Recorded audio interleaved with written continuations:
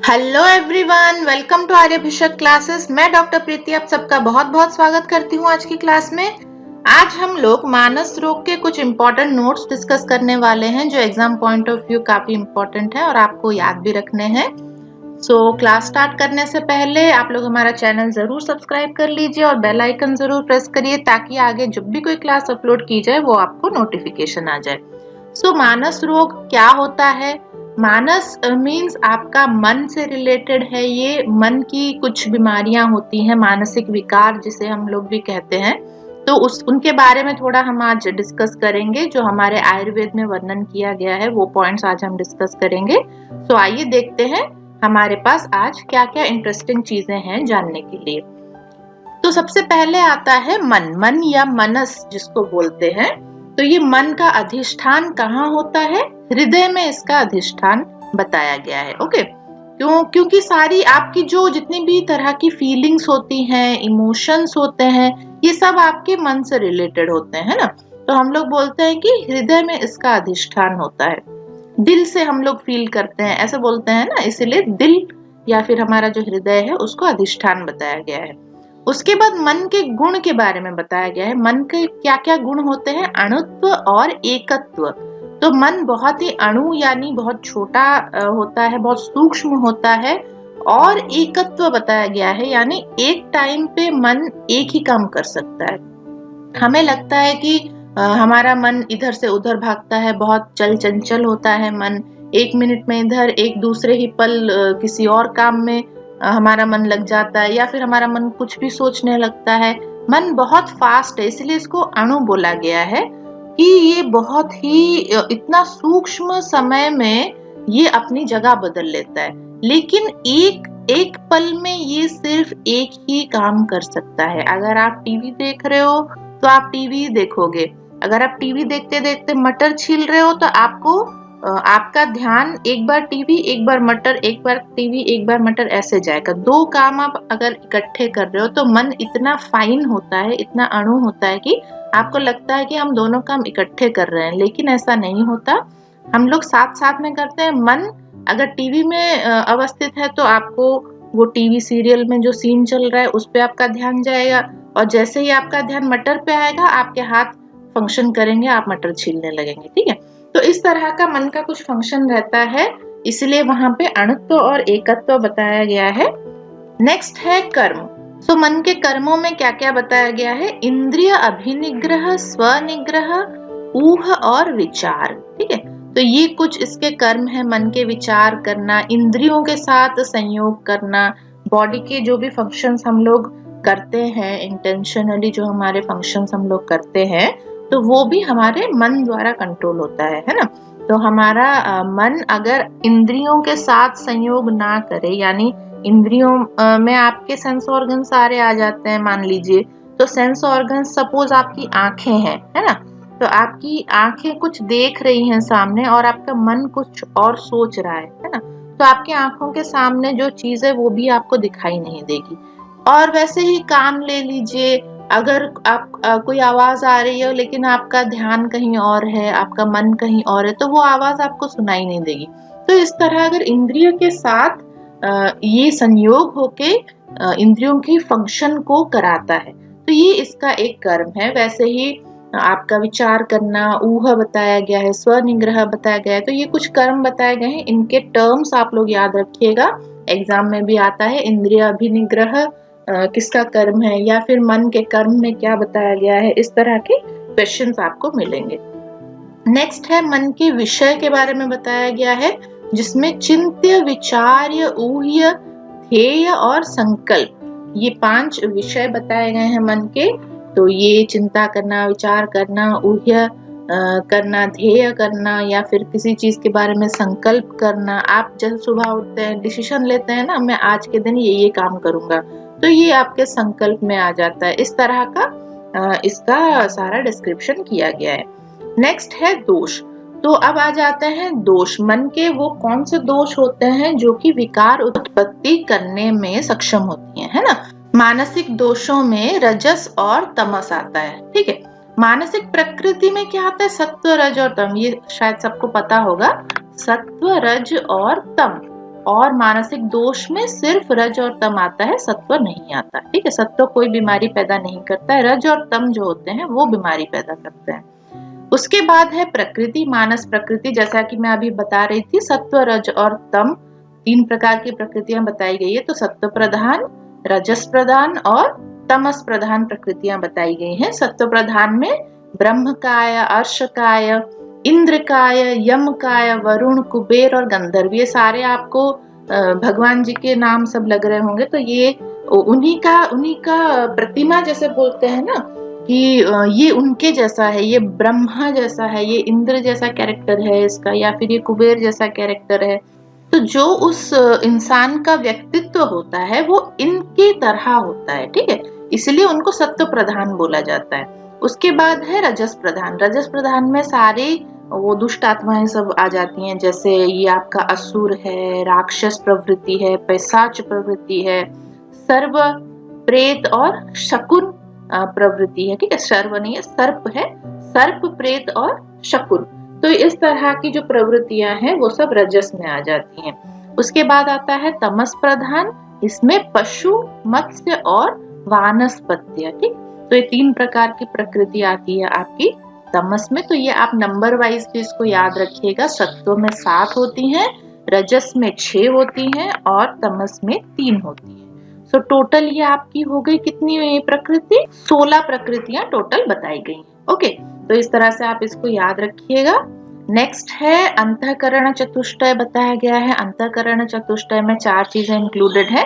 हमारा मन भी अंतःकरण चतुष्टय में इंक्लूडेड है, जिसमें मन आता है, बुद्धि, अहंकार और चित्त, ये 4 चीजें आती है। और सांख्य कारिका के अनुसार अंतःकरण 3 बताई गई हैं, 4 नहीं बताई गई हैं। उन्होंने मन, बुद्धि और अहंकार ही माना है। तो दोनों भी कोई भी आप कंसिडर करिए, किसी के भी मत अनुसार अंतःकरण चतुष्टय में भी मन को इंक्लूड किया गया है। ठीक है, तो ये मन के बारे में कुछ बेसिक इंफॉर्मेशन है जो आपको याद रखनी है। इसके बाद ही आप मन के विकार या जो रोग बताए गए हैं उनके बारे में समझ सकते हैं, जान सकते हैं। ओके, तो आगे चलते हैं। नेक्स्ट है मानस रोग विज्ञान। तो मानस रोग विज्ञान में कुछ डिजीजेस बताई गई हैं। उसमें चरक जी ने क्या बताया है? अपस्मार, उन्माद और अतत्व अभिनिवेश, ये 3 डिजीजेस बताई हैं उसमें। ठीक है, और सुश्रुत जी ने क्या किया है? उन्होंने उत्तर तंत्र में अमानुष उपसर्ग का भी वर्णन किया है। ओके, अमानुष उपसर्ग का वर्णन किया है अपस्मार और उन्माद के साथ। तो उन्होंने अपस्मार, उन्माद और अमानुष उपसर्ग बताया है आपके मानस रोग में। नेक्स्ट है त्रिगुण के बारे में जानना चाहिए। सत्व, रज और तम को त्रिगुण भी कहा जाता है, महागुण भी कहा जाता है। ठीक है, तो ये आप याद रखिएगा।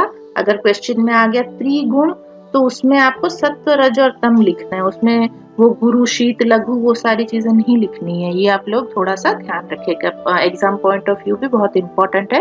त्रिगुण किसे कहते हैं, ऐसा एग्जाम क्वेश्चन आता है और उसमें ऑप्शंस में आपका सत्व, रज, तम भी होगा, वात, पित्त, कफ भी होगा और उसके साथ आपका लघु, शीत, उष्ण इस तरह के गुण भी दिए होंगे। तो त्रिगुण आपका सत्व, रज और तम को कंसिडर किया जाता है। नेक्स्ट मनोदोष, अभी हमने डिस्कस किया था, ये भी क्वेश्चन आता है। रज और तम को मनोदोष माना जाता है। तो ऑप्शंस में आपका सत्व भी दिया रहता है, रज, तम भी दिया रहता है, सत्व, रज, तम ऐसे दिया रहता है। तो उसमें से आपको सत्व को हटा के सिर्फ रज और तम को चूज करना है। उसके बाद है मानस रोग की चिकित्सा। तो चिकित्सा में क्या बताया गया है? सत्वावजय चिकित्सा बताई गई है, जिसमें साइकोथेरेपी आ जाती है, जिसमें हम लोग क्या करते हैं, हम लोग कुछ भगवान की पूजा कर लो या फिर मेडिटेशन कर लो, इस तरह का कुछ यज्ञ वगैरह कर लो, है ना, पूजा पाठ, ये सब चीजें हम कराते हैं। सत्वावजय चिकित्सा में काउंसलिंग कराते हैं। अच्छे जो विज्ञान कुछ विद्वत लोग होते हैं तो उनके पास हम भेजते हैं कि कुछ ज्ञान की बातें सीखेंगे, कुछ अच्छी बातें सीखेंगे लाइफ के बारे में। तो ये सारी थेरेपीज उसमें आ जाती हैं। नेक्स्ट और क्या बताया गया है? ज्ञान विज्ञान, धैर्य, स्मृति और समाधि, ये कुछ चीजें बताई गई हैं जिसका यूज भी किया जाता है मानस रोग चिकित्सा के लिए। ठीक है, ज्ञान विज्ञान जैसे मैंने बोला, कुछ नॉलेजेस चीजों में ध्यान लगाना, धैर्य को बनाना, धैर्य के साथ कुछ चीजों को हैंडल करना सिखाना, स्मृति या फिर समाधि ये कुछ थेरेपीज हैं, इनका यूज भी किया जाता है मानस रोग चिकित्सा में। नेक्स्ट हम लोग कुछ डिजीज का जैसे बताया गया है, उन्माद है, अपस्मार है, तत्वाभिनिवेश है, तो इनके बारे में भी थोड़ा थोड़ा हम लोग जान लेते हैं। इंपॉर्टेंट पॉइंट्स क्या क्या हैं। सबसे पहले है आपका उन्माद। उन्माद में क्या बोला जाता है कि विभ्रंश ऑफ मन, बुद्धि, संज्ञा, ज्ञान, स्मृति, भक्ति, शील, चेष्टा, आचार आर फाउंड इन उन्माद। तो उन्माद जो होता है उसमें इन सभी चीजों का विभ्रंश हो जाता है। विभ्रंश मतलब फंक्शन उसका लॉस हो जाता है। वो बुद्धि का इस्तेमाल नहीं कर सकता, वो अपनी होश में है कि नहीं है, संज्ञा का इस्तेमाल नहीं कर सकता है, वो उसके पास जो ज्ञान है वो बदल जाता है, वो नष्ट हो जाता है। उसको किस जगह पे कौन सा काम करना चाहिए, किस जगह पे कौन सा आचरण, कौन सी चेष्टा, किस शील भाव से उसे रहना चाहिए, भक्ति भाव उसकी ऑल्टर हो जाती है, वो भगवान को नहीं मानता है। कुछ ऐसे लोग हो जाते हैं, या फिर कुछ लोग भगवान को कुछ ज्यादा ही मानने लगते हैं। तो ऐसे बहुत सारी उनकी जो मानसिक जो कर्म होते हैं उन सब में विभ्रंश देखने को मिलता है, या फिर उन सब में आपको डिसऑर्डर्स देखने को मिलते हैं। ठीक है, उसके बाद क्या दिया गया देखिए, विरुद्ध दुष्ट अशुचि भोजन, प्रघर्षण, देव गुरु द्विज, भय, हर्ष, मनोअभिघात, विषम चेष्टा एक्सेट्रा आदि एटियोलॉजिकल फैक्टर्स। तो इसके जो कारण होते हैं, ये क्यों होता है, मनोविकार क्यों होते हैं, तो इनमें विरुद्ध दुष्ट अशुचि भोजन, अगर भोजन वो दुष्ट भोजन कर रहा है, गंदा खाना खा रहा है, विरुद्ध भोजन कर रहा है, ठीक है, और देव गुरु द्विज का अपमान कर रहा है, या फिर बहुत ज्यादा डरा हुआ है, बहुत एक्सेसिव हर्ष में है, बहुत ज्यादा जरूरत से ज्यादा खुश है, मनोअभिघात अगर उसको है, मन में कोई उसको चोट लगी है, मानसिक चोट जिसको बोलते हैं, जैसे आपका कोई अपना कोई बिछड़ गया आपसे, इस तरह का बहुत गहरा सदमा लग जाता है मनोअभिघात में। विषम चेष्टा अगर कोई कर रहा है, कोई उल्टी पुल्टी हरकतें कर रहा है, बार बार ऐसा करते रहने से लॉन्ग टाइम तक, काफी समय तक उसका मनोवह स्रोत दूषित हो जाता है। ठीक है, और वहां पे क्या होता है, उसका सारा विभ्रंश शुरू हो जाता है, मन के जितने भी काम होते हैं सब में गड़बड़ आना शुरू हो जाता है। उसके बाद क्या बताया गया, देखिए, अल्पसत्व persons are prone to this disease. The main दूष्य इज हृदयम, बुद्धि निवासनम एंड मनोवह स्रोतस। ठीक है, तो बुद्धि का निवास हमारा कहाँ पर है, हृदय में, उसको बताया गया है। तो ये दूषित हो जाता है, दूष्य यानी जो दूषित होता है, आपका हृदय दूषित हो जाता है, मनोवह स्रोतस दूषित हो जाता है। मनोवह स्रोतस में आपका पूरा मन की जो भी कंट्रोल सिस्टम है वो सभी चीजें आ जाती है, उसमें क्या क्या फीलिंग्स हैं, आपके इमोशंस हैं, आपके हार्मोन्स आ जाते हैं, स्ट्रेस हार्मोन्स हैं, हैप्पी हार्मोन्स है, ये सारी चीजें कैसे सिक्रीशन हो रहा है, वो पूरा जो आपका फिजियोलॉजिकल जितने भी पाथवेज हैं वो सब आपके मनोवह स्रोतस में आते हैं। तो वहां पे क्या होता है, सब कुछ डिसऑर्डर में आ जाता है, कुछ भी सही से फंक्शन नहीं करता है। और अल्पसत्व बताया गया है, अल्पसत्व में जिनका मन कमजोर होता है, हम लोग बोलते हैं कुछ लोगों का इसका मन कमजोर है या अकेले जाने में डरता है ज्यादा, तो वो सब अल्पसत्व लोग होते हैं। उनमें ज्यादातर जो मानसिक विकार है बहुत ही तेजी से या जल्दी होने लगते हैं। नेक्स्ट उन्माद के टाइप्स में वातज, पित्तज, कफज, सन्निपातज और आगंतुज, ये 5 प्रकार के उन्माद बताए गए हैं। नेक्स्ट डिजीज पे चलते हैं। नेक्स्ट डिजीज है हमारा अपस्मार। अपस्मार में स्मृति विभ्रंश होती है, यानी उसकी याददाश्त धीरे धीरे जाने लगती है। ठीक है, तो देखिए फर्स्ट पॉइंट क्या दिया है, स्मृति अपध्वंसनम। ठीक है, तो स्मृति का अपध्वंस हो जाता है, यानी स्मृति उसकी नाश होने लगती है, तो इसीलिए इसको अपस्मार बोला जाता है। इसके टाइप्स में वातज, पित्तज, कफज और सन्निपातज 4 प्रकार के बताए गए हैं, और इसकी संप्राप्ति में ये त्रिदोषज बताया गया है, यानी वात, पित्त, कफ तीनों दोष का इन्वॉल्वमेंट इसमें होता है। और रज और तम, आपके मानसिक दोष में रज और तम का इन्वॉल्वमेंट रहता है। दूष्य होती है इसकी स्मृति, क्योंकि स्मृति के ऊपर इसका ज्यादा इफेक्ट पड़ता है अपस्मार का। और अधिष्ठान इसका होता है हृदय और संज्ञा वह स्रोतस। तो संज्ञा यानी जो हमें होश में रखता है वो यहाँ पे लॉस होता है, यहाँ पे आदमी कुछ समय के लिए होश में नहीं रहता है। ठीक है, और फिर जब वो होश में आता है तो उसकी स्मृति थोड़ी बहुत विध्वंस हो चुकी होती है, नष्ट हो चुकी होती है। ऐसे ही जितनी बार उसे अपस्मार के एपिसोड्स आते हैं उतनी बार उसकी स्मृति नष्ट होती जाती है। ठीक, तो इस तरह से आप इसको याद रखिएगा।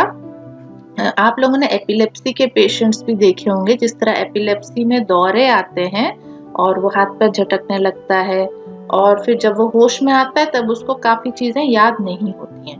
तो ये आप उसी तरह का मान के चलिए, अपस्मार भी उसी तरह का डिजीज है।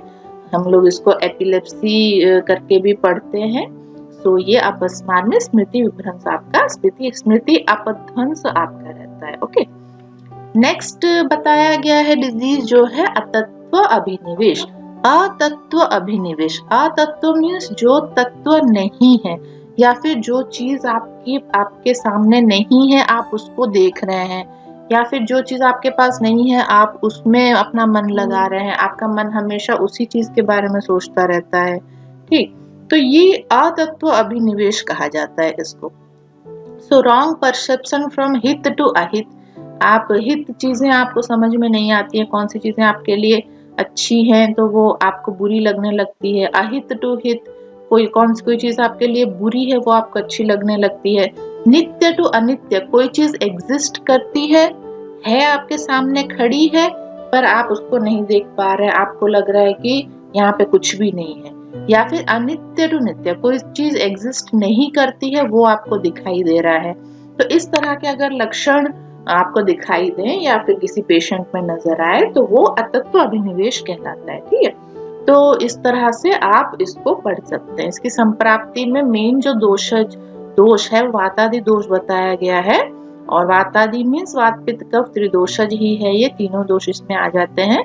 दूष्य में हृदय बताया गया है, मनोवह स्रोतस और बुद्धि वह स्रोतस बताया गया है। ठीक, तो बुद्धि जो होती है आपकी जो नॉलेज होती है या फिर आपकी जो थिंकिंग कैपेसिटी, इंटेलेक्चुअल होता है वो यहाँ पे लॉस हो जाता है। मनोवह स्रोतस भी यहाँ पे दूषित होता है। आप जैसे मान लीजिए कोई अपना आपका किसी अपने की डेथ हो गई है, ठीक है, और आपको वो नजर आ रहा है, यानी वो अनित्य है, वो आपको नजर नहीं आना चाहिए। जिसकी डेथ हो गई वो चला गया ना, उसकी आत्मा चली गई, वो भी चला गया, पर आपको सामने वो बैठा नजर आ रहा है, आपके बेड पे वो लेटा हुआ नजर आ रहा है।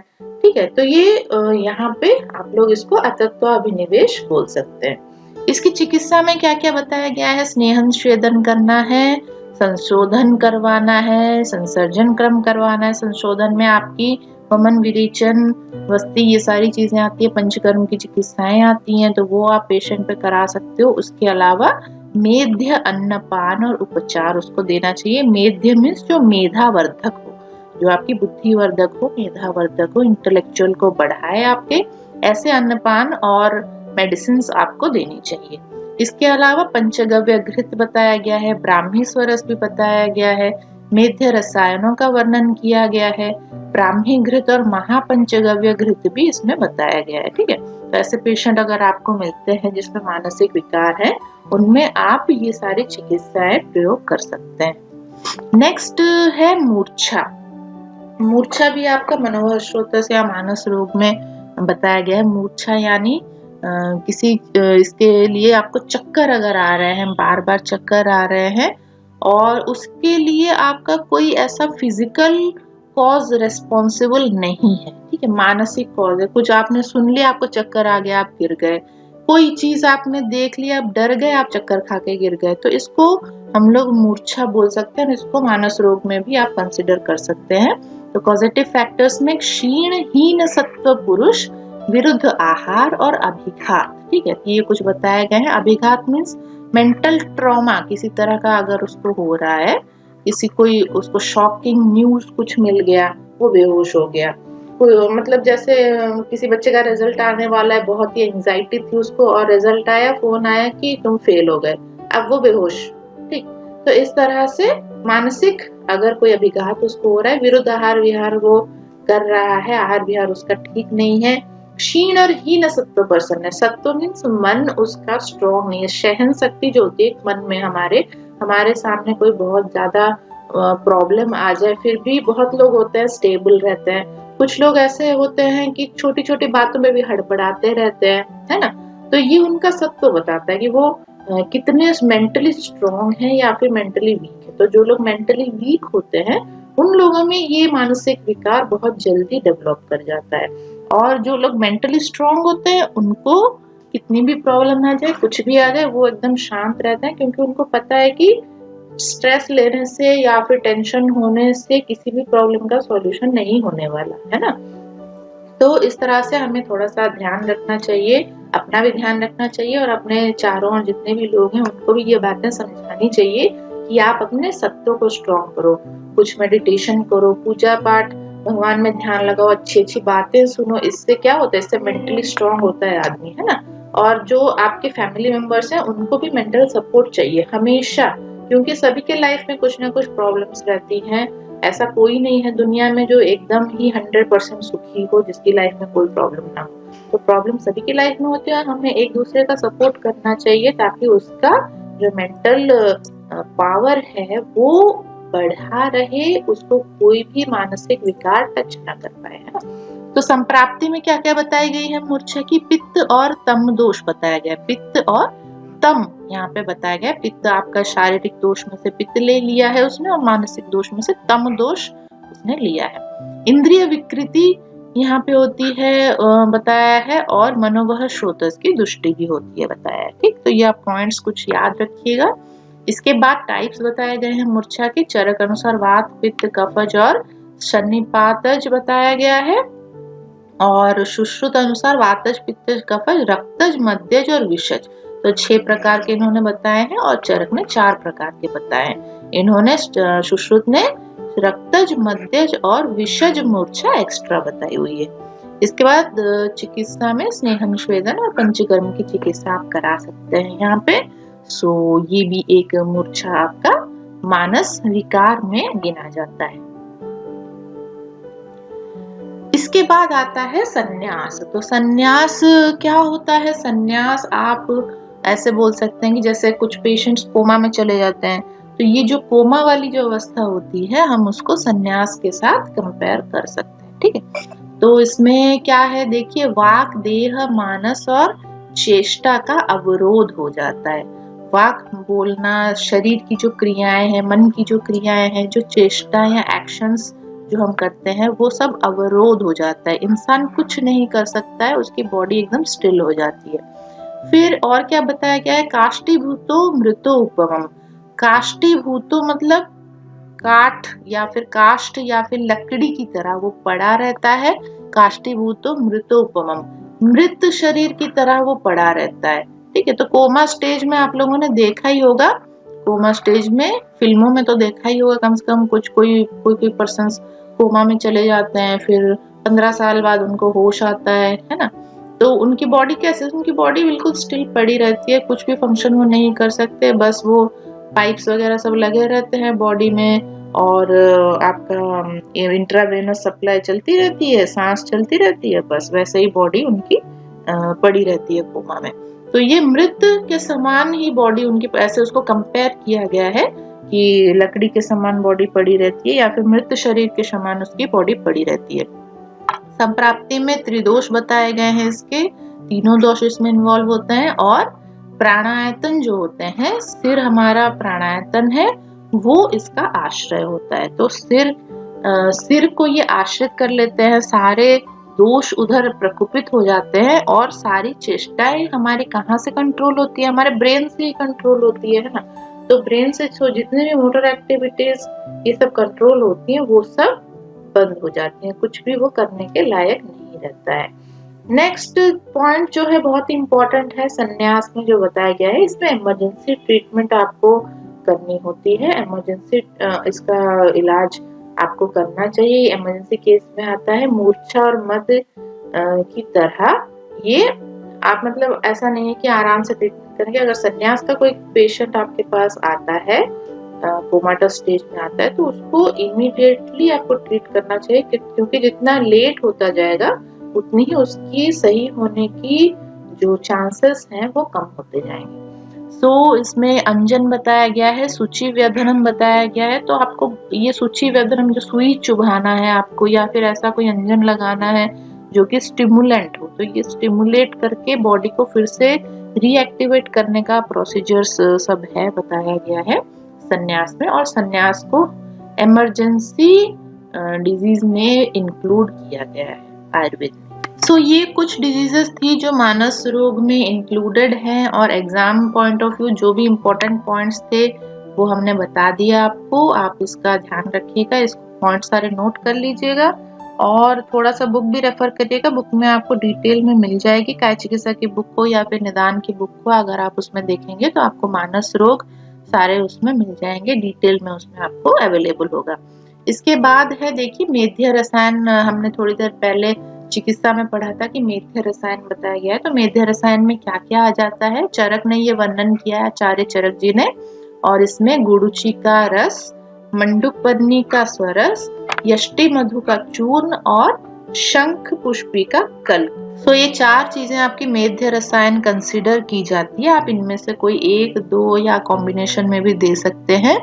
सो गुड़ुची अगर आपको देना है या मंडुकपर्णी देना है तो उसका स्वरस आपको लेना है, यष्टि मधु देना है तो चूर्ण फॉर्म में लेना है, और शंख पुष्पी अगर देना है तो कल्क फॉर्म में लेना है। एग्जाम पॉइंट ऑफ व्यू ये बहुत बहुत इंपॉर्टेंट है, क्योंकि एग्जाम में ऐसे पूछा जाता है कि कल्क फॉर्म में कौन सा मेध्य रसायन दिया जाता है, तो उधर आंसर आपका होगा शंख पुष्पी। स्वरस के फॉर्म में कौन सा मेध्य रसायन दिया जाता है, तो आंसर होगा गुड़ची और मंडुकपर्णी। अगर चूर्ण के फॉर्म में कौन सा मेध्य रसायन दिया जाता है तो आंसर होगा यष्टि मधु। तो इस तरह से आप इसको याद रखिएगा।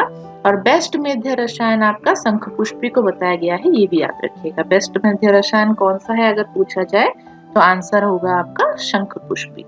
इसके अलावा कुछ और रसायन भी बताए गए हैं जो मेधा और आयु को बढ़ाने में मदद करते हैं। तो उसमें श्वेत अवलगुज रसायन, मंडुकपर्णी रसायन, ब्राह्मी रसायन, ब्राह्मी घृत रसायन, हेमवती रसायन और वच्चा रसायन, ये भी आते हैं।